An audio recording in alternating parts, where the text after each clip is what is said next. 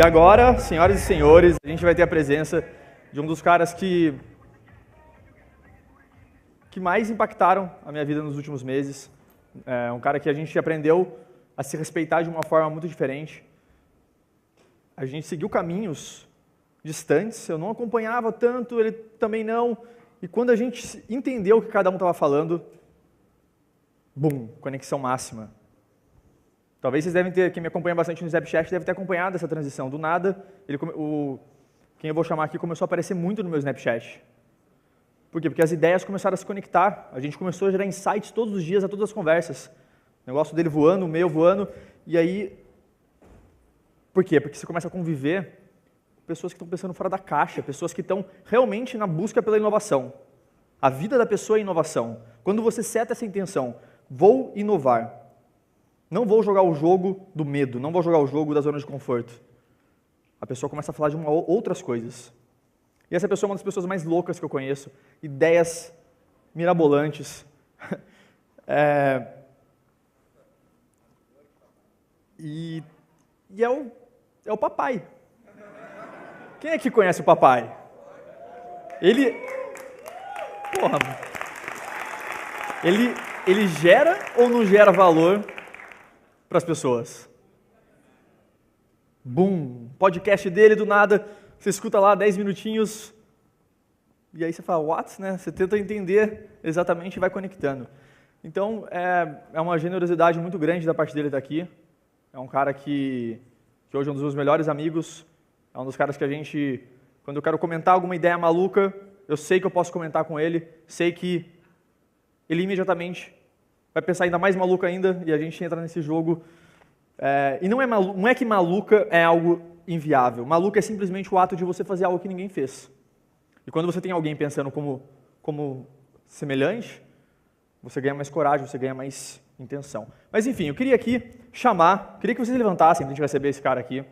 É surreal o valor que ele pode trazer nesse momento. Então, é o nosso mentor dos post-its, ajudou a gente aí a anotar, então anotem o máximo de sacada que ele passar pra gente, tá bom? Senhoras e senhores, com vocês, Murilo Gun!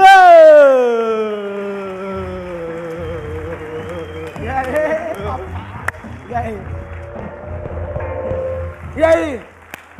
Beleza? E aí? Beleza? Tudo em ordem?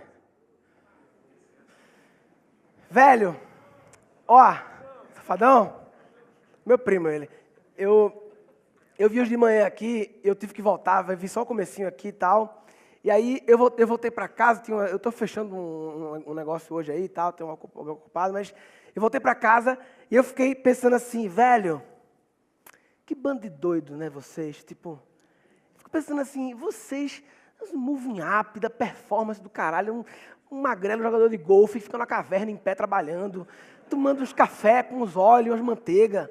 E vocês ficam ouvindo essas conversas e vêm para cá. E fiquei pensando, será que vocês estão ligados quanto vocês não são normais? Vocês têm consciência disso? Tem a consciência de que, de porra de biohacking, do não sei o quê, ninguém está sabendo dessas coisas direito, não. O povo não está ligado nessas paradas. É sério, porque a gente muitas vezes esquece que a gente entra assim, muitas vezes no universo, numa bolha, e acha que a vida, todo mundo está ligado nessa bolha. Não, a turma não está. Tem um pessoal que está totalmente voando desses assuntos, né? Então, é só para registrar o quanto não é normal esse evento, entendeu? As pessoas que vêm aqui, o que se fala aqui é um negócio diferente, né? E aí por isso que eu gosto, porque eu não gosto de coisas muito normais, não. Gosto de fazer diferente. Eu e o Goff, a gente teve uma conexão interessante, porque o Goff veio do poker, né? Então, como ele falou, basicamente ele jogava poker e para fazer aquilo com excelência ele teve que masterizar, hackear aquilo ali e percebeu que ele podia ser ampliado, aquele conhecimento que ele, para fazer o poker, podia ser ampliado para outros contextos. Eu trabalhava com comédia, quer dizer, trabalho com comédia, mas eu era humorista, na verdade eu era empresário de tecnologia, virei humorista, e comecei a querer entender como era o processo de criar. Porque o pessoal, muitas vezes, eu chegava assim e falava, acabava um show, o pessoal falava assim, velho, ri pra caralho do show, você tem um dom da comédia. Eu falava, o dom da comédia é um elogio, mas parece que ele está dizendo que você nasce com um gift, né? E é pá, e é na hora, e acabou. E assim, eu trabalhei 10 anos como empresário de tecnologia, antes de entrar na comédia. Aí eu me formei na faculdade de administração. Na faculdade de administração, eu tive que ser o orador da turma. Não porque eu era engraçado, mas porque colocaram para ser orador. Eu pensei, porra, orador tem que fazer um discurso engraçado, né? Orador. E eu comecei, 10 anos depois de ter um trabalho normal, estudar como se faz humor. Por que as pessoas riem? Por que as pessoas riem? Isso pode ser masterizado, você pode entender alguns conceitos. Hoje de manhã aqui, a primeira risada de hoje foi quando o Goff errou a palavra assustadoramente. Ele errou essa palavra, errou outra e vocês riram. E aí, sempre que alguém ri, eu penso, opa, por que riram? Volta, fita, ok, superioridade. Ele falhou, se a gente ser superior, a gente ri. Pelo mesmo motivo que quando o cara casca de banana, você ri. É engraçado, porque o cara se fudeu. O Goff se fudeu, é engraçado. Engraçado. O termo técnico é superioridade. Você ri porque você se acha melhor, no fundo. Claro, no bom sentido, né, e tal. Então, eu comecei a estudar comédia para fazer um discurso. Fiz um discurso, foi engraçado. Quando acabou minha faculdade de administração, o pessoal saiu. Agora eu sou administrador, eu saí. Agora eu sou comediante dessa porra, sabe? Contar piada agora. E comecei a fazer comédia. E aí quando alguém fala assim, é um dom da comédia, eu falo, porra, depois que eu comprei li um monte de livro na internet em inglês sobre teoria da comédia, comecei a me dar cara a tapa indo para showzinho em bar no Recife. Eu gravava o áudio, todos os meus shows, para depois abrir o áudio no programa de computador, para, de acordo com o gráfico do som, medir a métrica de densidade de risada por minuto. Eu via os momentos de barriga, momentos de pico, tentava otimizar para reduzir as barrigas e aumentar a média de risada. O cara fala que é dom, vai se fuder, é rádio oco, papai, porra. Né? Vai se fuder, porra. Não é dom, porra. É fácil falar que tudo é dom, né? Dom é uma forma de se esquivar, de não é pra mim, estou fora do jogo, porque é dom, entendeu? E aí, quando eu comecei a falar de criatividade, né, as pessoas achavam que ele está dando aula de comédia, ele quer ensinar a fazer stand-up, né? Porque criatividade e tal. Que é a grande barreira que as pessoas acham que criatividade é uma coisa artística, né? Criatividade é apenas resolver os problemas de uma forma diferente, fugindo do padrão. Todo problema tem um jeito certo, diferente, um jeito padrão, um jeito criativo de resolver. Criatividade é apenas a arte de, mediante problemas, mediante questões, você buscar sempre um caminho que ninguém nunca testou. Que dá mais trabalho isso, porque ninguém testou, não está validado, tem que lapidar essa porra, tem que pensar, mas é valioso, vale a pena o retorno que gera quando você busca um caminho diferente de fazer as coisas. Quando esse negócio do post-it, quem aqui está anotando post-it? Levanta a mão para saber. Quem aqui? Legal. Quem não está? Levanta a mão.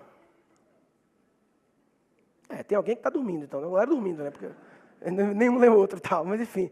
Esse negócio dos post-its, eu não sei se funciona ou não, a gente começou a inventar agora, mas o que importa é a vontade de querer fazer diferente. É tipo, quando a gente foi começar a falar em evento, eu e o Goff, eu fiz um evento meu também, a gente começou a pensar tudo que o evento tem, todos os padrões e como eles podem ser derrubados.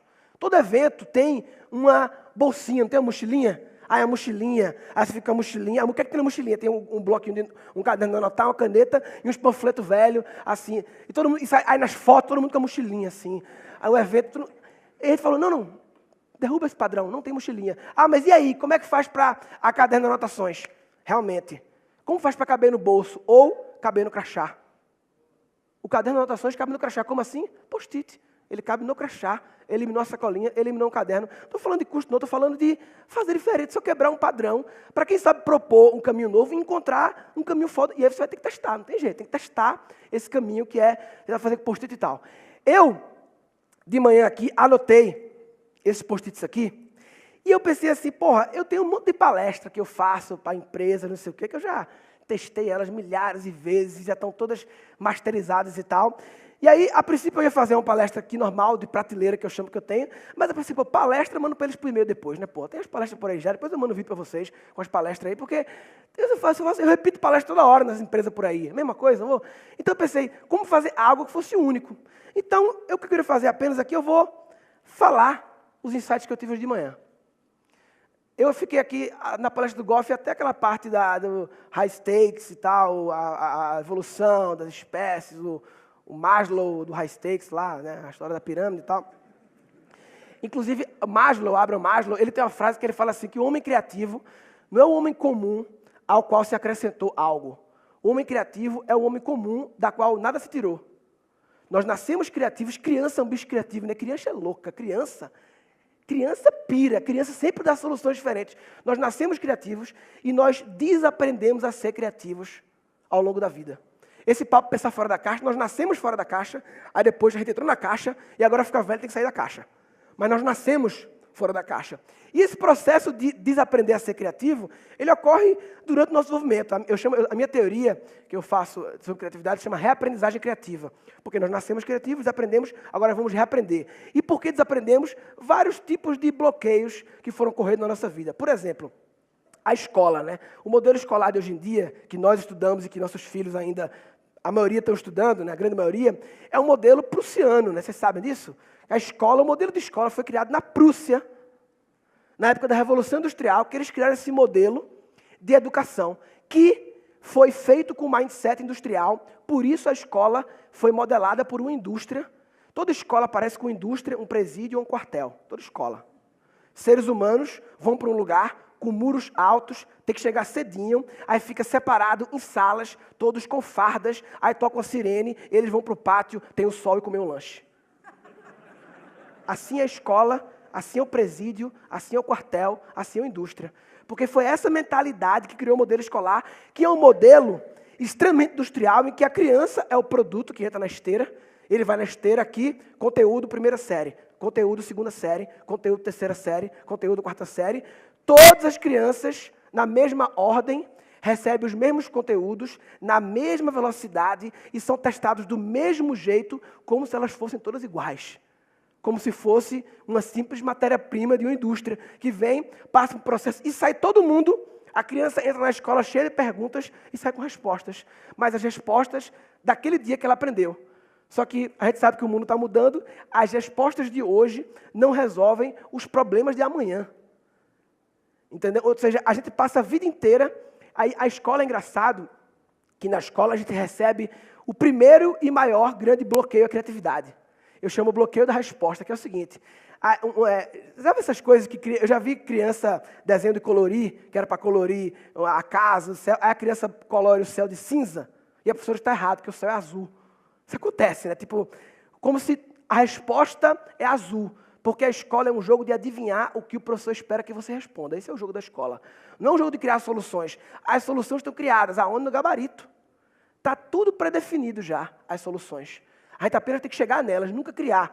E a gente passou 10, 15 anos da nossa vida vivendo assim, num jogo que todo problema que a gente recebe, todo problema, toda questão, a gente tem que criar soluções, a gente tem que chegar numa solução que está criada já. E isso fez a gente se acostumar com uma coisa muito grave, que é se contentar com a primeira resposta certa. Aí você pensa, porra, Murilo, mas a resposta é certa. Por que não me contentar? Porque é a primeira. E é extremamente tentador, e a gente aprendeu na escola que tem uma questão, encontrou a solução, colocou a resposta, fez prova do 9, passa para a próxima, papai. Não fica perdendo tempo, trouxa. Não perde a prova. A orientação da professora é, encontrou a resposta, passa para a próxima. Porque é industrial, é fazer aquela quantidade para bater o gabarito e passar na média. Né? Como o Golf falou, ser medíocre.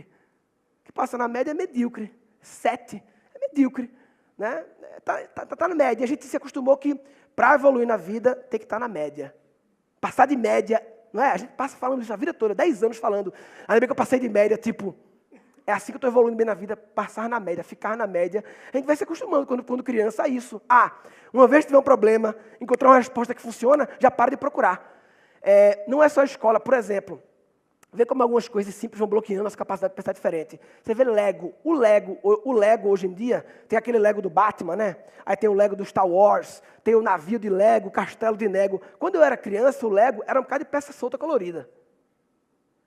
E a brincadeira era criar. Hoje, já vem criado. O Lego, hoje em dia, ele vem com gabarito na capa. O gabarito. Não é para você criar nada, é para chegar numa resposta que já foi criada. Isso parece pequeno, mas isso vai desde pirralho, moldando nossa forma de pensar desde pequeno. Nossa forma de sempre se contentar com encontrar apenas uma resposta que todo mundo chegou e criar algo diferente. Né? Outra coisa outro bloqueio ocorre na infância é o seguinte, criança é curiosa, não é criança? Criança é curiosa, né? Qual é a relação de curiosidade e criatividade? Eu sempre digo que criatividade é uma palavra ruim, porque a palavra cria, ela cria um peso de, porra, criar é foda, eu não sou um cara de criação. Aí eu chamo de combinatividade, é só combinar. Nada se cria, tudo se transforma, tudo se mistura, tudo se combina. Por isso que eu falei a história dos post-its, né? De como é legal. Eu cheguei em casa agora, eu abri meus post-its aqui rapidinho na mesa ali e já combinei uma coisa que o Goff falou no começo, uma coisa que ele falou no final, uma coisa que eu observei lá fora, antes de ele começar a falar. Eu já combinei tudo, né? Steve Jobs não criou o iPhone. Porra, existia Palm, existia celular, existia touchscreen, existia bateria de lítio, existia sistema operacional, existia um monte de coisa. Ele apenas combinou de uma forma tal que ninguém havia combinado anteriormente. E fez. Né? Agora, para você combinar, tem que ter o quê? Repertório. Repertório de muitos inputs. Aí é onde entra a curiosidade. Pois, tem que ser curioso. Mas por que tem que ser curioso? Tem que ter um why. Por quê? Porque ser curioso implica ser uma máquina de caçar inputs diversificados de vários assuntos que podem vir a combinar e gerar algo foda. Eu morei em 2014 no Vale do Silício, um programa lá, Singularity, e eles falavam que o profissional foda tem que ter conhecimento em forma de T. Né? Conhecimento aqui é o seu conhecimento vertical profundo de um assunto. Isso aqui é o seu conhecimento superficial de vários assuntos, porque as coisas se conectam. E aí uma história que o Goff falou também de olhar, né? O olhar diferente traz inputs diferentes. Eu faço um show na Augusta, de comédia, né? Que show na Augusta é um negócio meio... no Comedians. E na frente do Comedians tinha umas latinhas, umas 10 latinhas, no meio da Augusta lá, latinha de cerveja de Guaraná. E eu passei e vi, porra, lá latinha no meio da rua, um monte assim. E eu quase que ia embora, mas eu parei e falei, não, peraí, não é possível que elas estão realmente aí. Deu 10 segundos, o cara que cata lata, ele bota as latas na rua para os carros amassarem a lata, para reduzir o volume da lata, para a lata ocupar menos espaço do saco dele e caber mais lata no saco dele. Ele delega a parte do processo produtivo dele para os carros. Eu olhei e fiz, porra, legal, hein? E sabe o que acontece? A maioria das pessoas, mediante essa cena, elas fazem, sabe o quê? Elas reclamam. Absurdo, viu? Latas na Augusta, porra. Em Paris não tem latas na Augusta. Sabe, foi Dilma que botou as latas na Augusta. Meu Deus, é Haddad. O pessoal gosta de reclamar. Ninguém quer ser parte da solução, quer ser parte do problema. Mas isso não é da minha conta. Se criatividade é a habilidade de resolver problemas, quanto mais problemas você resolve, mesmo que não sejam da sua conta, mais está treinando a arte de resolver problemas. É assim que se treina a criatividade, não tem outro jeito a não ser resolvendo problemas. E os seus não são suficientes, tem que resolver dos outros. E eu comecei a observar a solução que ele deu, e aí eu fui embora, beleza. Então eu pensei primeiro, quantos viram e ignoraram? A maioria. Quantos viram, ignoraram, esperaram, entenderam e aprenderam com aquilo? Foi o que eu aprendi. Aí vem um negócio que eu falo, que é a técnica do zoom out, que eu adoro, que eu penso sempre assim, que é tipo, a cena da lata na Augusta, a mensagem que eu guardei não foi, caso queira amassar latas, coloque na rua. Essa não foi a mensagem que eu guardei. Você dá um zoom out, existe um conceito maior que pode ser aplicado em outros contextos. Então, para mim, a aprendizagem foi, algumas vezes na vida pode ter algum tipo de energia se locomovendo, alguma força, que você pode, no caminho dessa força, colocar algo seu, de modo que essa força, ao passar por aquele algo, gere um valor para você, sem que você nem sequer tenha que pedir autorização para aquela força, nem aumentar o gasto energético da força, ou seja, tudo continua normal. Você apenas gerou um valor aproveitando uma força existente. Foi isso que eu aprendi. Sabe o que é isso? É uma usina hidrelétrica. Existe uma força chamada água, que naturalmente ocorre. Alguém colocou algo dele, turbina no meio dessa força. Quando a força passa, a turbina gera valor e energia, sem aumentar o gasto energético, nem pedir autorização para a força. Você reaproveitou algo. Então, talvez o cara que criou a usina hidrelétrica, ele viu um cara com lata na Augusta. Ele, porra, gostei. Ou o contrário. Eu vi um dia desse, eu tenho uma filha pequena, né, na internet, sabe esses posts que tem assim, do BuzzFeed, 25 coisas criativas que você nunca pensaria. Isso já faz, realmente eu sou um bosta, eu nunca pensaria. Você já pensa que você não é capaz, né? Não pensaria. Aí eu vi um negócio que era uma roupa de bebê, o bebê ficar no chão engateando, que ele fica no chão, embaixo da roupa tem tipo uma flanela. Que enquanto ele engatia, ó, ele vai dando uma limpada aqui, ó. E eu pensei, pô, isso é uma usina hidrelétrica, caralho. tem uma força bebê se locomovendo, você coloca algo sem interesse, a flanela na força, para que essa força quando passa, gere valor, limpe, sem pedir autorização para a força, nem aumentar o gasto energético dela. É tudo a mesma merda. Você apenas tem que olhar, isso chama-se olhar. Olhar, como eu gosto de falar, que hackeia as coisas, que extrai realmente o conceito, que tem valor daquela coisa, que guarda no seu repertório, na confiança que um dia vai se conectar, vai se combinar. E sem ficar também estressando se vai ou não vai, entendeu? Bota para dentro e depois vai. Voltando do táxi agora para casa, quando eu vim de manhã, eu vim falando com o meu sócio Bruno, estou pensando hoje, velho, o que eu vou falar hoje? Eu fui lá, anotei aqui umas ideias no post-it e tal, eu ia falar tal coisa, mas negócio, eu ia falar um pouco sobre a mente, no processo criativo, eu vou falar essa porra não, porque eu gosto de falar muito disso já, não sei o quê. Aí o táxi falou, ouviu falar em mente, né, palestra, perguntou, vocês fazem palestra de parapsicologia, é? Aí eu falei, sim. Porque o que acontece se eu falar não? Se eu falar não, ele vai dizer, você trabalha com o quê? Aí eu vou dizer que eu trabalho e vou acabar o quê? Repetindo uma coisa que eu sempre repito, que é o que eu faço. Blá, blá, blá.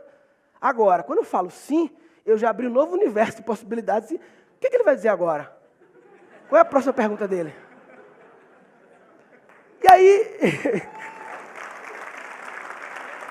aí, sabe qual foi a pergunta seguinte dele? Nada, ficou calado. Ok, mas tudo bem, deu errado, mas, porra, podia ter dado certo. Não deu nada. Mas tudo bem, pelo menos eu dei uma chance para acontecer alguma coisa na vida, né? Bem, eu queria compartilhar as coisas que eu anotei hoje de manhã, tá? Eu queria compartilhar a primeira coisa. O Goff falou, ser apaixonado pela masterização das coisas, né?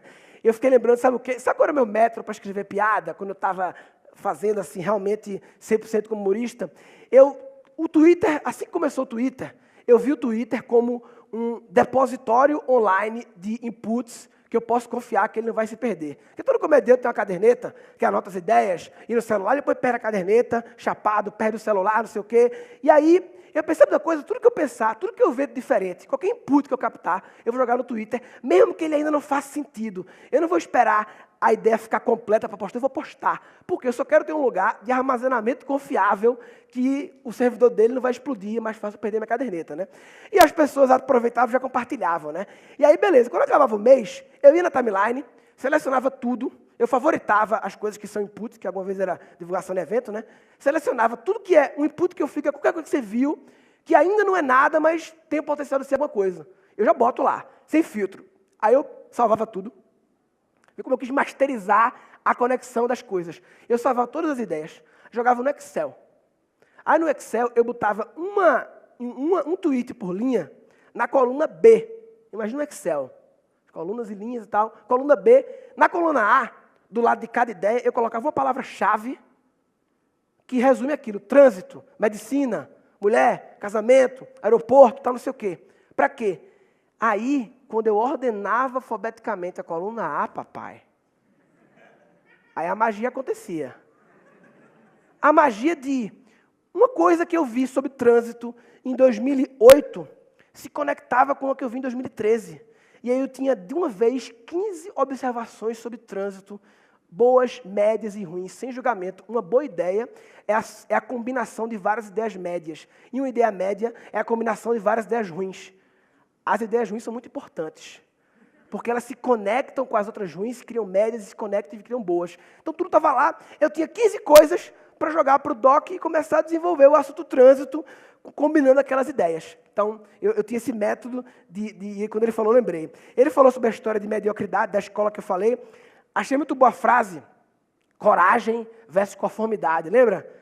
Que ele falou que o oposto de coragem não é covardia, é conformidade. Né? Eu lembrei, e aí na hora ele passou o Buster Keaton, né? Um pouco depois ele passou aquele preto e branco.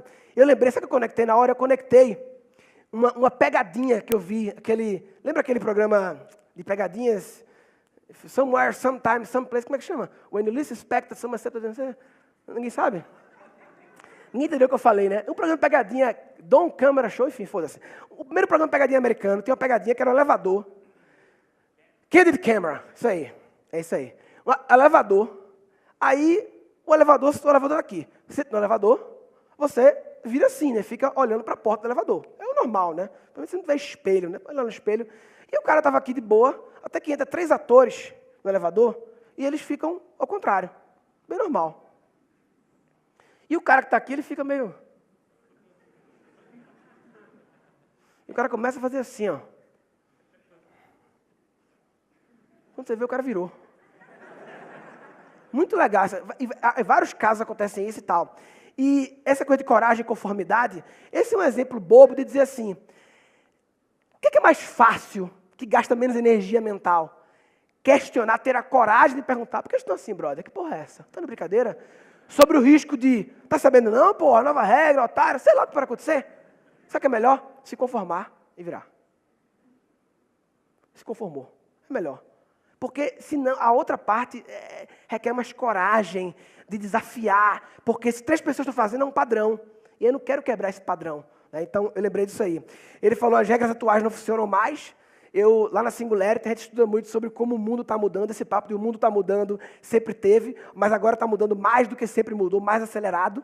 Então, cada vez mais, o conhecimento que a gente aprende hoje não serve para resolver os problemas que nem vieram ainda. Agora, se a gente tem um mindset, né, de hiperprodutividade, de criatividade e inovação, o que vier, eu traço, papai. O que vier, eu traço. Porque o problema pode vir, eu dou-lhe. Está tudo certo, né? Não importa que conhecimento eu tenho a capacidade de resolver problemas. Com alta performance, de forma diferente e tal. Aquele negócio que ele falou dos níveis lá, high stakes, caverna, moderno, hacker da realidade e tal. Aí ele falou das pessoas que têm um mindset de vítima, né? Tudo é ligado à sorte e ao azar. Pessoas que gostam de falar assim, a criatividade é um dom, eu não tenho esse dom. Porque para ele tipo, me livrei. Ufa, estou fora, ainda bem. Eu não tenho um dom, então, estou livre dessa parada aí. Caralho, não, puta trampa isso aí, mas eu não tenho um dom mesmo, entendeu? Ufa, ainda bem que eu não tenho esse dom aí, não, puta trampa esse dom. As pessoas se auto-enganam para se livrar, sabe? Não, preferem achar que é um dom. Olha, não basta se achar criativo para ser criativo. Não basta. Mas basta não se achar criativo para não ser criativo. Se achar não é garantia, mas é pré-requisito. Se você não se acha criativo, você está fora do jogo. Se você se acha, você pelo menos entrou no jogo. Tá vendo a bola vermelha aqui? Não, ninguém entendeu porra nenhuma que eu fiz, né? Fazia muito sentido para mim aqui. A bola e tal, sabe? Mas se você se acha criativo, não quer dizer que você é fodão, você entrou. Não se acha, está fora do jogo. É só assim. Isso me lembrou isso. E aí eu anotei aqui uma vida, porque eu vejo algumas pessoas por aí que vivem essa vida em loop, piloto automático, né? Cada dia meio que se repete. As pessoas que vivem no 5x2, né? 5 dias tristes, segunda a sexta, 2 dias felizes. E sempre que começa o dia triste segunda, o objetivo é acelerar para eles passarem o mais rápido possível, para chegar nos 2 dias felizes, que acabam rápido, você quer acelerar de novo, e quase como se estivesse agilizando para passar a vida. E eu dava vontade de perguntar assim, brother, você tem mais de uma vida que eu não estou sabendo? Você tem alguma informação que eu não estou sabendo, que vai ter mais de alguma vida garantido, para estar tão focado em passar essa rápido? Porque, velho, parece que é uma agonia de passar a vida, de viver no modo, né, sem presença, né? E aí ele mostrou aquele vídeo do Jobs, né? E o Jobs falava uma frase ele falava que a inovação é o resultado de conexões entre experiências pessoais. Combinações entre inputs. Aí o Jobs falava, se você tem as mesmas experiências que todo mundo, é improvável que você olhar em outra direção, que você consiga fazer uma coisa diferente. Se os seus inputs são os mesmos, eu tenho uma brincadeira que eu faço com a minha empresária, que entrou no avião, a gente só lê coisas que não nos interessam. Eu leio Capricho. Por quê? Porque não me interessa. É por isso que eu leio, porque todos os palestrantes empreendedores estão lendo o que? Harvard Business Review. Eu também leio, mas o diferencial é Capricho. Porque lá é que eu tenho um input diferente. Eu leio a revista Cães e Gatos, não tenho nem cão nem gato. Mas, velho, tem sempre uma coleira, que essa coleira, ela funciona de um jeito diferente, que eu olho a coleira, dou o zoom out, extraio um input, obrigado, Cães e Gatos, valeu, guardei o input. Aí daqui a 5 anos, isso se conecta com outra coisa que eu vi em outro lugar, e você tem uma boa solução, ninguém fala, é gênio caralho, é Cães e Gatos, porra. Tem que ler Capricho. Capricho. E também diverte, né? Você vê coisas do outro universo. A Capricho tem aquelas perguntas engraçadas, idiotas, de, eu posso engravidar se sentar na privada? Se não tiver um cara sentado antes, não, né? Isso é meio óbvio, né? E...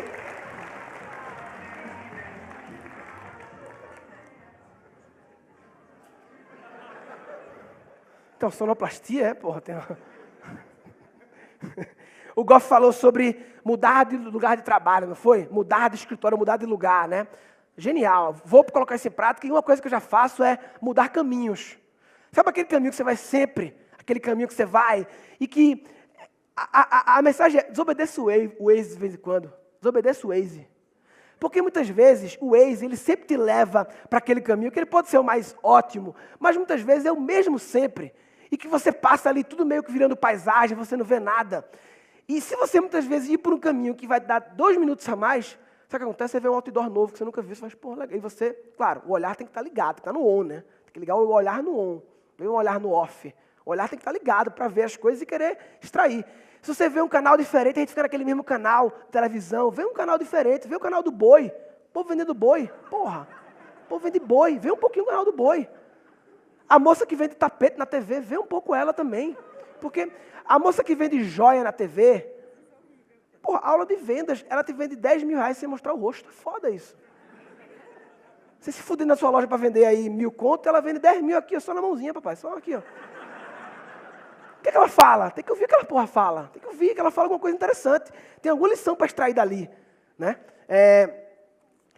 Ele falou, essa coisa de olhar, o Goff falou, o Snapchat como forma de modelar mindset.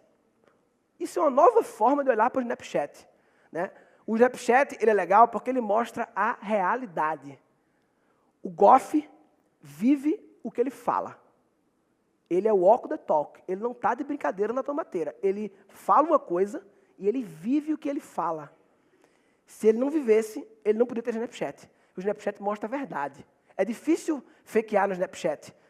É possível, mas ele mostra a verdade. E aí você começa a ver aquele mindset dele, né, sendo aplicado em situações reais da vida. E fica muito mais... É um exemplo muito mais prático do que apenas ele falar. Né? Então, uma sacada legal de quem são as pessoas...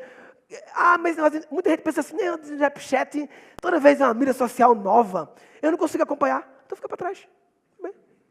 Fica para trás. Não estou dizendo que se não acompanhar o Snapchat acabou o mundo. Não, estou apenas dizendo que o Snapchat ele é uma nova mídia social. Mas ele tem uma coisa... Ele não... Olha, sabe que é uma coisa que não se discute? Sucesso. Sucesso não se discute. Sucesso é sucesso. Se algo é sucesso e você não gosta, você pode não gostar, mas não pode questionar o sucesso, porque sucesso é sucesso. Uma coisa que é sucesso, isso vale para um ator, para uma coisa, eu não gosto dele. Tá, mas o Zorro Total, quem gosta do Zorro Total? Quem gosta do Zorro Total? Acha? O cara ali, beleza.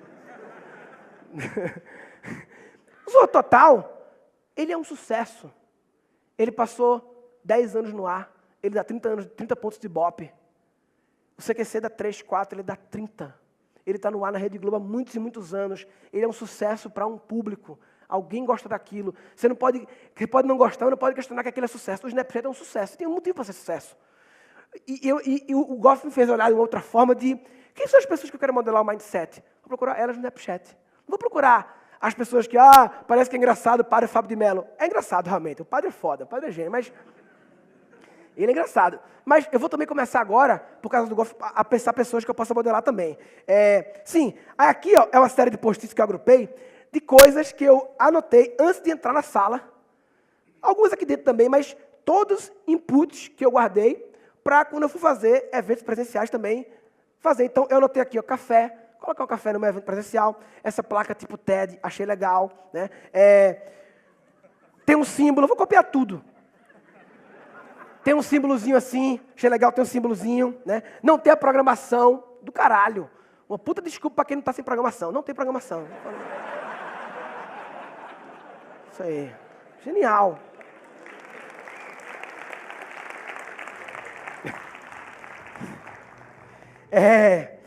Enfim, aí, aquela placa lá fora, né? A placa com várias palavras para tirar foto. No lugar, olha a placa. Já anotei aqui. Placa tomateira.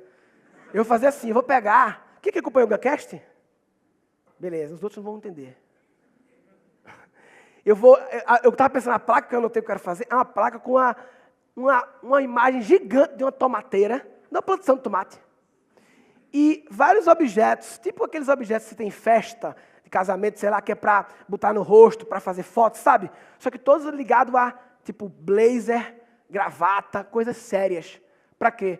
Para as pessoas vestirem o paletó, a maleta, o celular e ficarem bem sérias, porque elas não estão de brincadeira na tomateira. Elas estão muito sérias na tomateira. Então, enfim, essa ideia. Que bosta. Aquele clipe que o Goff passou no começo, com as fotos deles assim, sabe? Bem no começo, antes dele entrar, ficou passando um vídeo com as imagens assim e tal, não sei o quê. Eu vou fazer uma, de vez em quando, cortando para olhar Safadão. Bem rápido assim, sabe? Bem rápido. Rápido, meio de costa assim, sabe? Uma coisa que o Goff falou também, a gratidão realmente, eu entendi perfeitamente o que ele estava falando em relação a gente quando tem uma visão sobre alguma coisa e de repente pessoas acreditam nessa visão, muitas pessoas acreditam na visão, mas uma coisa é ver a cara desses seres humanos trouxas que acreditaram nessa visão. Entendeu? Não, brincadeira. É legal ver a cara. Pô, realmente é um ser humano de verdade. Isso é muito foda. Eu tive essa mesma sensação. Gostei também, teve um tapete ali, gostei de um tapetezinho legal ali, ó. Você viu o tapete? O tapete é bom, um tapete também. Anotei aqui Maza, o cara da CERS, que eu conheci ele. Cadê o Maza? O Maza, anotei, eu quero conhecer ele, anotei aqui também. Anotei aqui aquele negócio dos desenhos, achei legal. Como é que tá o meu desenho aí? Tá bem? Tá bom. Queria falar de piroca.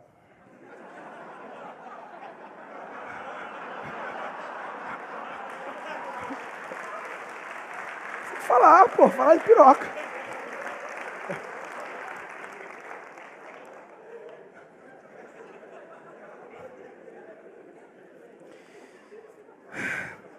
Achei legal, igual falou, likes. A gente tá com 500 mil likes, mas são likes fortes. Legal, esse likes fortes é você fazer uma estratégia de comunicação, de social, sem ficar comprando números, métricas de ego, e sim comprar realmente pessoas engajadas, né? Aqui eu botei vídeo com Goff, é só para me lembrar de botar no ar um vídeo com ele, mas nada a ver com vocês não. Buster Keaton, sabe o que o Buster Keaton me lembrou? Ver o Buster Keaton, eu fiquei pensando assim, cara, provavelmente o Charlie Chaplin já entrou no domínio público, né? Charlie Chaplin já entrou, acho, né? Agora há pouco tempo entrou o Pequeno Príncipe, depois de 100 anos, né? E eu fiquei, o Buster Keaton deve estar também, mas não é muito famoso. E eu fiquei pensando, caralho, quem é que está para entrar em domínio público daqui a pouco? Que tipo de grandes personagens nós? Não sei, foi só eu anotei. Quem será outros grandes ícones históricos cujo direito autoral está para expirar e virar domínio público?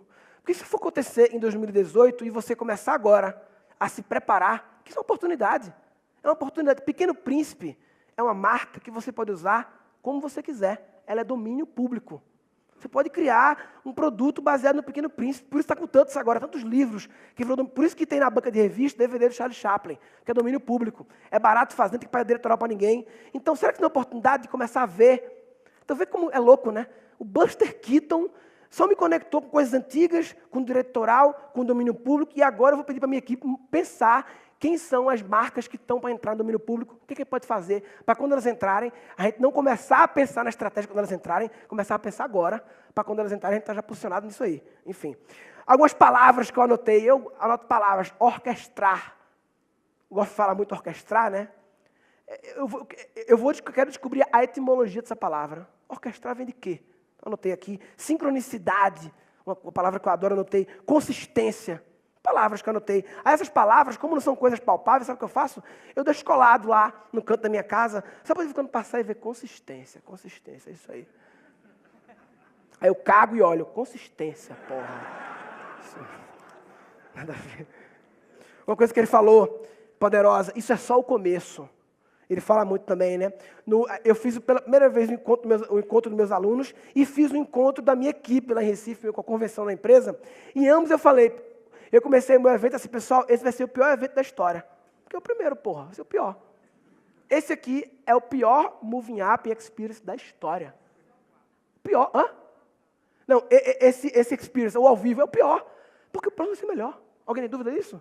Vai ter uma coisa melhor? Lógico. Então é legal, mas... Aí ele falou também de moonshot, né? São essas ideias para longe. Eu sempre falo que moonshot, essas ideias muito loucas, quando eu vou em reunião com o cliente para palestra, reunião de briefing e tal, chego na empresa lá, aí antes de começar a reunião, rola aqueles 5, 10 minutos assim de amenidades, né? De, e aí, fui no teu show, conta piada. Pô, eu quero ouvir piada, caralho. Por que contar piada pra mim, porra, sabe? Eu não quero ouvir piada, porra. Eu já trabalho com isso, sabe? É o dia todo, não quero ficar mágico, fazendo mágica pro mágico, porra, sabe? Mágico não quer ver mágica, porra. Mas, enfim, o povo que conta piada pra mim, fala não sei o quê. Aí chega uma hora na reunião lá, tá todo mundo sentado, que o chefão da reunião, ele faz uma coisa que muda tudo. Tá aquele clima de risada, resenha, não sei o quê, ele bate na mesa e faz, pessoal, vamos lá, vamos falar sério. Tapão na mesa, fala sério.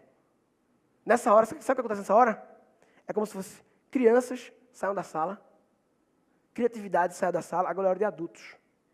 A gente estava super bem, com um mindset infantil de falar besteira, e aí, vamos falar sério, agora é racionalidade, só a pura lógica, somos adultos agora, sem piada, sem coisas loucas.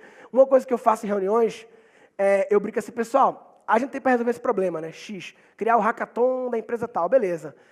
Vamos meia hora, qual é a pior solução para resolver esse problema? Vamos fazer uma disputa aqui de piores ideias, ideias mais imbecis, ideia com o pior custo-benefício possível, mais ineficiente possível, até ilegal pode ser. Só para quê? Só para dar um moonshot, só para tirar longe, só para na hora, neguinho falar umas coisas bem nada a ver, bem loucas, que todo mundo vai rir, ninguém vai ficar constrangido para falar, porque ninguém tem vergonha de falar se é para falar merda. Quem falar mais merda ganha, então, porra, você vai entrar nesse jogo, você não fica com vergonha de compartilhar porque tá garantido. E aí rola vários moonshots, e uma hora a gente faz, pessoal, beleza, agora vamos voltar a ser sério, mas assim, pelo menos a gente abriu, as ideias que surgem na hora de pior solução, não são ideias boas, lógico, a ideia é ser ruim. Se o cara fizer a boa, o cara é demitido, pô, é pra ser ruim, pô, não. Mas elas não servem, mas elas abrem portas que você não iria abrir a princípio.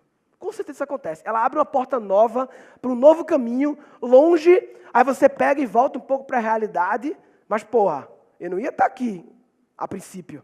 Eu estava focado no caminho aqui, né? Então, o Moonshot me lembrou isso. Aí ele falou sobre pensar grande, né? Um dos valores, os valores da minha empresa, da nossa cultura, eles são baseados em personagens de televisão. Então, um dos valores é o Pick and Brain. Sabe aquele desenho do ratinho? Pick and Brain? Que o Brain todo dia queria dominar o mundo. Mindset, lembra? O que você vai fazer amanhã? Dominar o mundo. Então, eu lembrei disso que ele falou, Pick and Brain. A história de o valor de um insight, de um hack, isso é óbvio. E uma coisa que eu anotei aqui, nesse último, as palavras em inglês que o Goff fala. Burnout, high stakes, action, watch out, tal, não sei o quê. E essa coisa do... Ele fala... A minha mãe uma vez, eu mandei a mãe, veio ver o Goff aqui, ela fez, esse menino fala português. E é engraçado que a gente fala muito inglês no Brasil, e o brasileiro, muitas vezes, ele não sabe que ele sabe tanto inglês. Por exemplo, você vai assim no Rio de Janeiro, você fala assim, velho, como é que chama a palavra irmão em inglês? O cara fala, porra, brother, sei não. Ele não sabe que ele sabe, né? O inglês é tão presente na nossa vida que ele não sabe que ele sabe. E outra coisa de inglês que eu acho interessante, a gente fala muito inglês aqui, velho. Essa coisa de falar inglês é a nossa cultura, mas na Espanha, o pessoal, eles traduzem tudo na Espanha. Na Espanha, tipo assim, U2 é U2. Spice Girls, Las Chicas Picantes. Rolling Stones, Las Piedras Rolantes. Johnny Walker, Juanito Caminante. É muito legal como eles valorizam o idioma deles, né? Bem, eu queria compartilhar essas coisas que eu fiz aqui, só para... Isso aqui foi em 30 minutos a quantidade de coisas que abriram na minha cabeça, vendo o Goff falar, e que agora eu vou encaminhá-las de um jeito. E a mensagem que eu queria deixar final aqui, que eu acho que foi isso que me fez vir do humor para falar de criatividade, foi quando eu percebi o poder do olhar. O comediante, o único diferencial dele é que o grande diferencial é que ele é um cara que olha diferente para as coisas. Ele olha para o que todo mundo olha, mas vê o que ninguém vê, o que poucos veem. Porque um objeto que é padrão, ele questiona tudo. É o contrário de conformidade. Por exemplo, já parou para pensar o guarda-chuva, um objeto normal do nosso dia a dia. O guarda-chuva é um objeto mal concebido. Claramente mal concebido. Por quê? Qual é o melhor lugar do guarda-chuva? O lugar que protege mais da chuva. Qual é? É o meiozinho do guarda-chuva. Pois a porra do cabo do guarda-chuva fica bem no meio do guarda-chuva. ocupando o melhor lugar do guarda-chuva. Então você paga para o negócio para ficar aqui, levando chuva nas costas, e o cabo fica lá, eu sou o cabo, eu sou foda, eu fico aqui no meio. Pô, bota o cabo na ponta, caralho. O comediante é o cara que vê essas coisas. Só que o comediante, ele vê essas coisas, o que ele quer fazer? Ele quer piorar, porque isso é engraçado. O inovador é o cara que vê e quer resolver. Essa é a diferença do comediante e do inovador. O comediante, ele vê as oportunidades demais, mas o foco dele é perturbar. Ele quer fazer aquele problema ficar maior. Não é? Já parou para pensar por que a tampa da pasta de dente é exatamente do tamanho do ralo da pia, caralho? Por quê? Parece que eles calcularam de propósito para foder nossa vida. A tampa, o diâmetro é perfeito para cair no ralo, e você fica feito um doido para tirar aquela porra. Por isso que Deus criou o dedo mindinho, porque Deus pensou em tudo, é o design perfeito. Mas já parou para pensar que no universo que virou commodity, o universo, toda pasta de dente é igual. Será que se a Colgate lançasse a pasta que fala, não, a nossa é um pouco mais grossa e não cai no ralo da pia? E faz uma propaganda engraçada sobre isso, e aí chega no ponto de venda lá, você tem duas marcas, mesmo preço, tudo meio igual. Não, aqui tem uma tampa maior que não cai no ralo da pia. Tá bom. Você pode criar uma inovação para um segmento que movimenta milhões, bilhões, em função apenas de ter olhado para algo que acontece sempre, cair, né? E outro exemplo, freio de mão de carro. Freio de mão que é aqui. O cara que inventou o freio de mão, esse cara não transava no carro. Ali naquele lugar, ele sobe e fica assim, o freio de mão, e você ali fica, ei, porra, freio de mão devia ser aqui, ó, freio de mão, acabou, porra, acabou. Tranquilo, entendeu? Deixa o espaço terrestre livre, sabe? Ocupa o espaço aéreo, né? Porque as pessoas, por que não existe hambúrguer quadrado para comer com pão de forma e queijo redondo comer com pão de hambúrguer? Já pensaram nisso? O hambúrguer é sempre redondo. Por que se alguém criasse um hambúrguer quadrado, abria todo um mercado de pães quadrados? Mas se contentaram com um padrão de hambúrguer ter que ser redondo, por quê? Alguma limitação técnica, mecânica, talvez, na primeira indústria de fazer hambúrguer, que precisava ser redondo, ele ficou redondo até hoje. Né? Aí o queijo é quadrado, a porra do hambúrguer é redondo, é foda de tudo.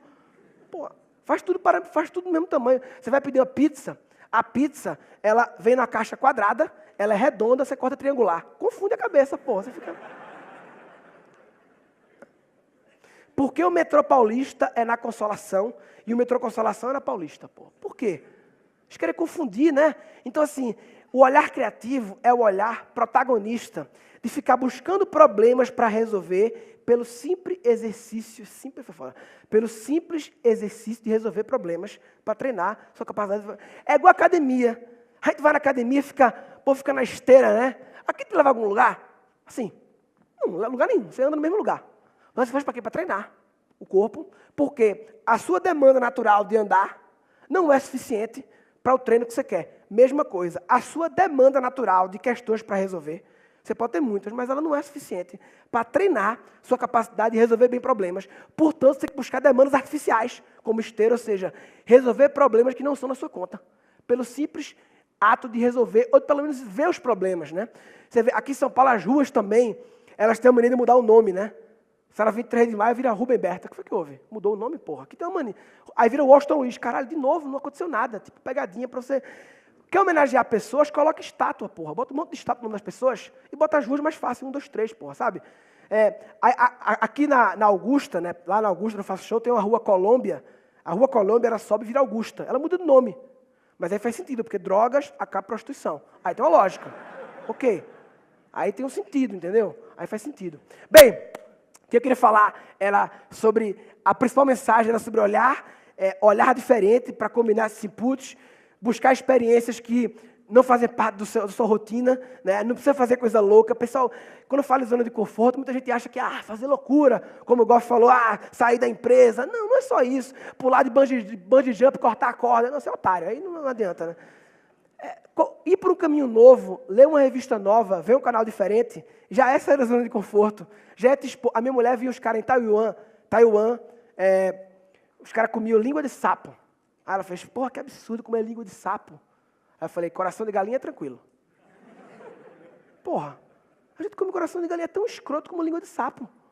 Teoricamente, a gente aceita quando é gordura e músculo, né? Comer, mas comer órgão é escroto. Então, agora, o coração de galinha virou um padrão nosso já, a gente se conforta com isso já. Se for para Taiwan, você vai achar escroto, depois de uns meses começa a comer língua de sapo também, papai. E vai se adaptando, né? E, para finalizar essa questão do olhar, eu fiquei listando aqui as palavras em inglês que o Goff fala, e aí eu fiquei pensando o quanto de inglês todo brasileiro sabe, meio que sem saber que sabe, né? Por exemplo, semana passada eu fui no médico fazer um check-up que indicou estresse. Então eu resolvi dar um time no rush da minha vida e mudar meu lifestyle para ficar mais relax. Porque eu era muito workaholic. Eu já fui barman de coffee shop, promoter de nightclub, babysitter de pet shop, eu já fui office boy, cowboy, busboy, go-go boy, já fui top model, trainee, serial killer, freelancer. E hoje em dia meu business é software, eu sou manager de uma holding que faz homepage, né? Antigamente só andava fashion, jeans, stretch de cotton, baby doll de lycra, bem casual. Hoje em dia sou blazer e black tie. Antigamente eu era DJ, gostava de rock, rap, hip hop, funk, techno, twist, heavy metal, dance music, country music, black music, thrash music. Hoje em dia eu curto mais um flashback, gosto de jazz, new age e sou back vocal da banda gospel. Antigamente eu gostava para night, hoje em dia eu prefiro um happy hour num pub, tomando um drink ou scotch. E o máximo que eu faço é ir num nightclub da High Society, como o Bahamas Nightclub, para ver um striptease, pelo menos um topless, quem sabe rolar um lap dance e no final um happy end. Quem gostou do meu talk, me dá um feedback. Quem não gostou, fuck you, motherfucker, cocksucker. Thank you, obrigado. Alô?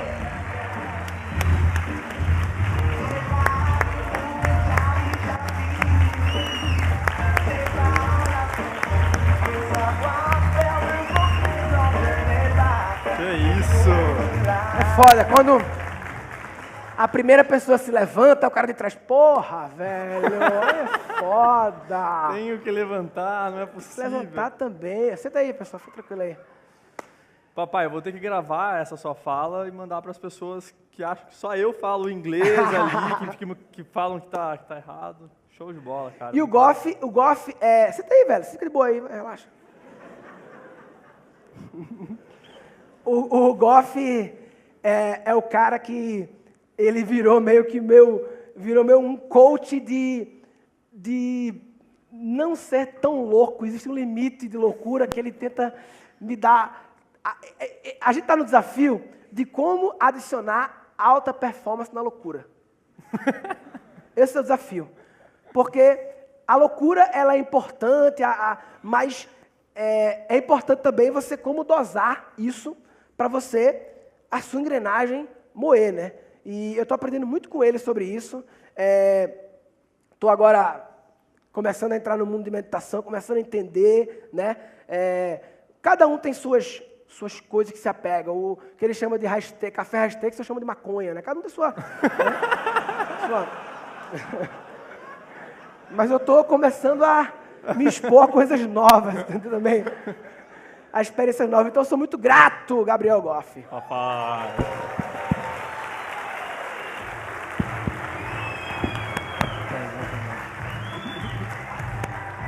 Respect demais. Fica aí, pô. Vamos trocar uma ideia. Tá bom. Vamos ou não vamos conversar um pouco com o Murilo? Porra. E aí? Murilão, primeira coisa. Quando a pessoa sai da zona de conforto, eu acho genial. O que é zona de conforto? Ele tem uma palestra, várias palestras prontas, masterizadas, como ele falou. O cara fala, quer saber? Vou sair da minha zona de conforto, eu vou falar algo diferente, que eu não falei em nenhum outro lugar, de forma inovadora, e se der certo, talvez vai dar, se não der também, whatever. Sim. Isso eu valorizo demais, isso eu respeito, porque você se importa com os moving uppers. Eu sei que você fez isso, por isso, você falou pra mim, eu quero fazer algo especial pra sua galera. Então, valeu, salva de palmas pra ele. Valeu! Calma aí, papai. Mas não sei. Calma aí, vai com calma. Tem que trabalhar agora? O que vai acontecer? Não, tô bem. Então tá bom. Então tá bem. Respirei Respira, agora, meditação.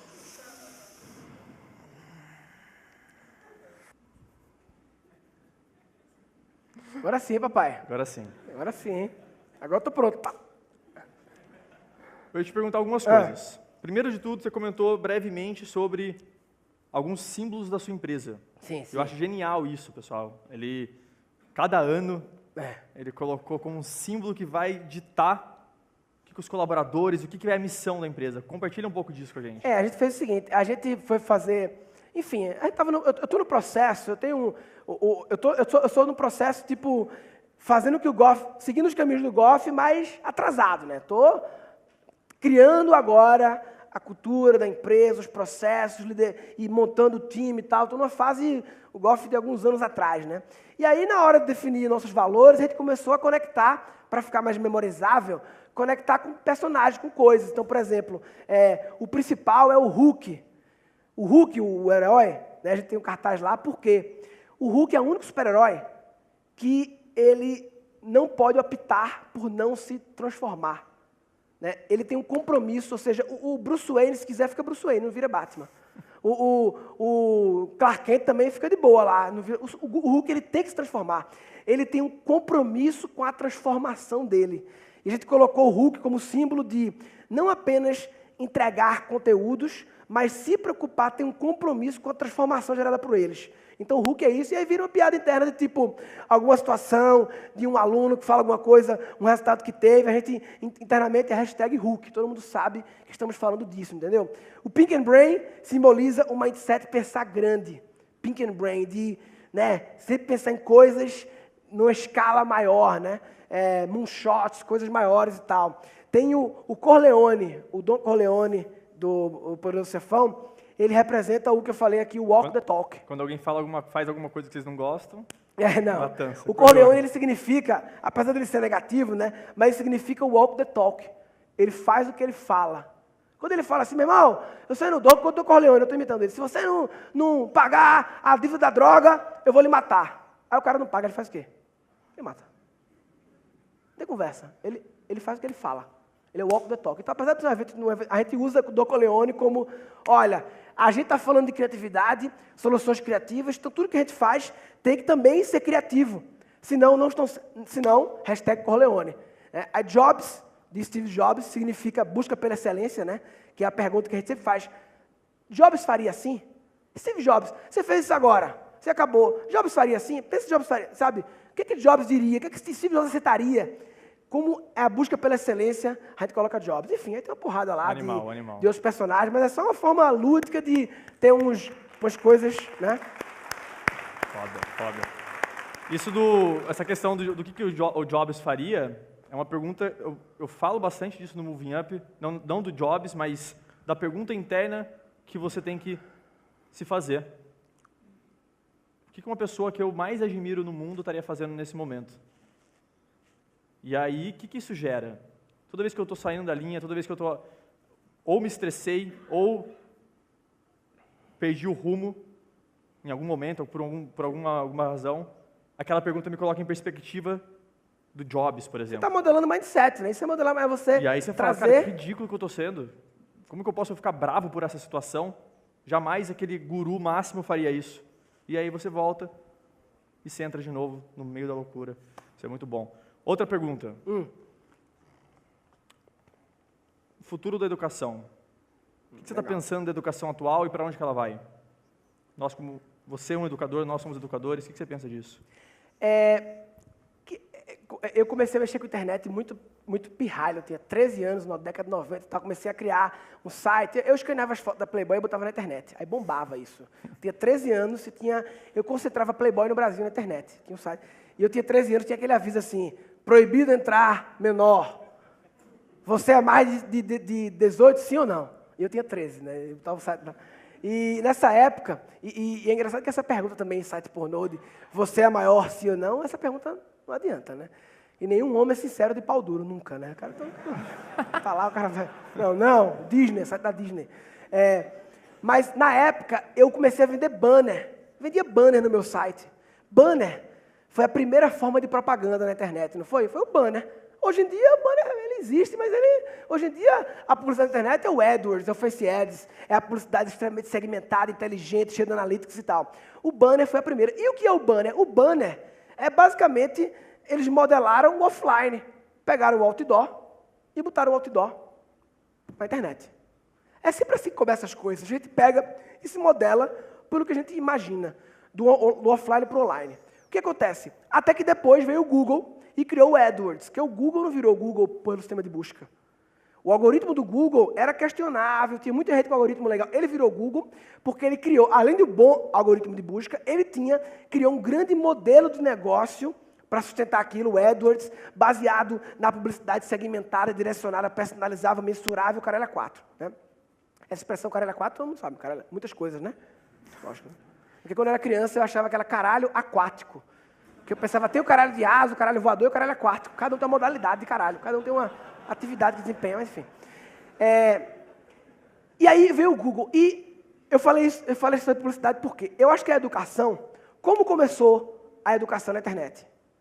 Começou e ainda é um pouco, mas está no processo de mudança. Não é uma mudança rápida. Ela começou banner. Como é banner? Replicar exatamente o offline para o online. Minha mulher fazia negócio de concurso há uns anos atrás, com a internet. A aula nem sequer era gravada pensando no online. Ele gravava, né, a aula offline, a aula presencial lá, e metia na internet. Isso é o banner. A transposição literal do offline para o online. E aí agora, eu acho que nós estamos começando a entrar, e aí tem nós que estamos trabalhando com essa coisa de cursonário, estamos na vanguarda de criar qual é o novo modelo de seres humanos aprenderem no século XXI. Esse modelo não foi criado ainda. O AdWords da educação, não em relação à personalização, nada, em relação a um jeito novo foda. E não simplesmente, pode envolver vídeo? Lógico que vai envolver vídeo. Mas o que mais? O Goff mostrou lá o portal. O que eles estão fazendo em cada vez mais melhorar o portal é para... E aí é que tá, é foda porque nós estamos criando isso. Ninguém sabe como vai ser, quem vai acertar, mas estamos criando qual é a melhor forma de engajar seres humanos, adultos, né, o foco nosso é adultos, numa experiência de aprendizagem online, que a maioria, a gente quando fala de marca digital, né, fala muito em funil, né, o funil de você captou aqui 100 mil leads e converteu 1.000, né, para o seu negócio. Tá, e o próximo funil? O funil de entrega, o funil de educação, o funil de transformação. A partir desses 1.000, você afunila de novo e fica 10? 10 realmente são transformados? Qual é o seu nível? Esse funil, todo mundo quer, ninguém quer funilar, né? O bom era conseguir 100 mil leads e fechar 100 mil pessoas. Não dá. Mas o next step agora, que é o que o Goff, eu e algumas pessoas estão preocupadas, é criar o funil de transformação de educação perfeito. Que nesse funil ninguém fique para trás. Porque algum moviáper ficou para trás nesse processo. Sempre fica, não tem jeito. Nem todo mundo consegue concluir, tem a disciplina para ver, não sei o quê, o engajamento. Muita gente se desconecta e muitas vezes você perdeu uma coisa e você que ficou para trás. Como eliminar essas pessoas? Então, minha visão para a educação é que ela vai ser muito online, mas não 100% online. Cada vez mais, esses momentos aqui juntos são importantes, é o blended learning, né? É a aprendizagem blended, misturada, o online e o offline, e cada vez mais se misturando de uma forma incrível. Enfim, minha visão para a educação é que a gente está construindo ela agora, eu não sei no que ela vai dar, né? Mas tem que pensar nisso. Animal. E isso é total o futuro, né? Você focar não só, como ele falou, na venda. A venda é o começo. É você pegar o roadmap, esse próximo passo, e realmente falar como eu faço essa pessoa se transformar através do meu conteúdo. Como eu me preocupo com o aprendizado dela, detalhe por detalhe. Primeiro vídeo, primeiro e-mail, segundo e-mail, se funciona, se não funciona. Isso é custoso. Isso, quando você faz esse trabalho, está deixando de focar em atingir mais pessoas. Porém, os novos educadores, as novas pessoas que estão buscando transformação, hook, a gente não está no jogo de buscar necessariamente muitas pessoas em detrimento dessa transformação, certo? Então, isso é muito legal, isso está acontecendo cada vez mais no Brasil. E vai acontecer com todo mundo aqui, tem vários empreendedores, veia empreendedora, basta ter a veia empreendedora, isso não precisa ser cursos online, isso pode ser qualquer coisa. É você buscar um formato de transformar o seu cliente, o seu aluno, as pessoas ao seu redor.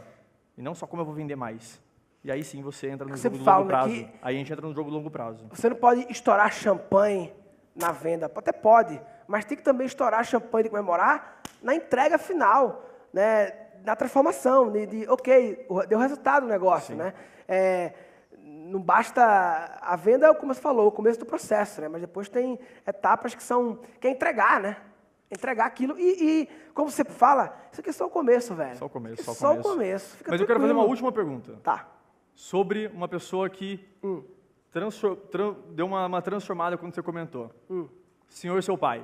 Meu pai, legal. Conte pra galera o livro dele, que já me perguntaram, e aí, vai falar do livro? Conta um pouquinho da história do seu pai, genial, Sr. Gunn. Aquilo que eu falei de nós nascemos criativos, desaprendemos a ser criativos, e aquelas pessoas que você vê, que você fala, porra, esse cara ele sempre pensa diferente e tal, ele talvez foi menos bloqueado que você. É difícil inferir se ele nasceu. Eu sempre falo assim, não, mas tem gente que fala assim, não, mas tem criança que realmente já nasceu criativa. Como você sabe disso? Não, porque desde pequena desde pequena com que idade? Não, desde pequena mesmo, 5 anos, tá. O que houve de 0 aos 5? Ela não nasceu com 5 anos. Se a criança nascer, sair da barriga, e ela der uma solução criativa para acordar o cordão umbilical, aí é foda, nasceu criativa. Já nasceu regaçando. Mas a partir do momento, começam a ter variáveis que mudam o rumo da vida, e essa é uma discussão infinita que ninguém pode chegar na conclusão. Então, eu sempre prefiro, em vez de ficar achando que, ficar discutindo se nasceu ou não, com isso começar a analisar as variáveis que mudam esse percurso. O meu pai é uma pessoa que ele mudou o meu rumo da minha vida de várias formas, né? Eu vou contar, mas só para explicar de onde meu pai, porque eu estava no colégio e comecei a fazer site de Playboy, é sério.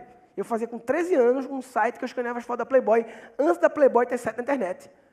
Playboy não é pornografia, Playboy é arte, né? Playboy não é putaria de verdade, né? E aí, eu fazia isso e tal, e aí, na 8ª série do colégio, eu falei, pai, a internet tá bombando, eu quero sair para montar empresa de internet. Ele falou, tá bom, pode sair do colégio. Interessante a visão. Ele, e meu pai nem usa o computador até hoje, mas ele é um cara que sempre me deu condições de trilhar qualquer caminho que eu quisesse. Por mais estranho que seja, ele me deixava pelo menos testar. Ele falou assim, beleza, pode sair do colégio, fica 1 ano fora do colégio. Se der errado 1 ano, você volta para o colégio. Agora, ele fazia o terrorismo, vai voltar atrasado com seus colegas. Eu falei, tá bom, pai, tudo bem.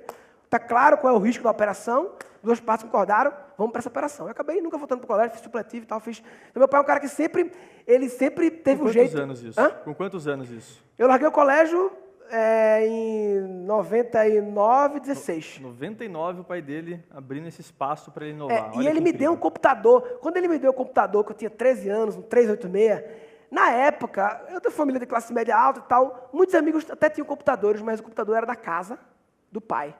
E você, na época, 13, 14 anos, poderia entrar num diretório, não botar disquete para não pegar vírus. E aí você não deu de verdade. Meu pai me deu e falou assim, é seu, tentativa e erro, aprenda, autodidatismo, te vira, pode testar, pode errar, faça o caminho que você quiser, se der pau, eu levo na assistência. E ele me deu não só um computador, mas uma liberdade para fracassar numa época, né, anos 90, que era muito incomum isso nessa idade. Então, por vários motivos, ele mudou a variável da minha vida. E o meu curso, que eu chamo de reaprendizagem criativa, minha teoria, né, de reaprender, é engraçado que o curso é para remover os bloqueios que moldaram nosso mindset. E aí, no final, eu dou aula de cri-cri-cri, que é criando crianças criativas, que eu chamo, que é para como evitar os bloqueios em que ainda dá tempo.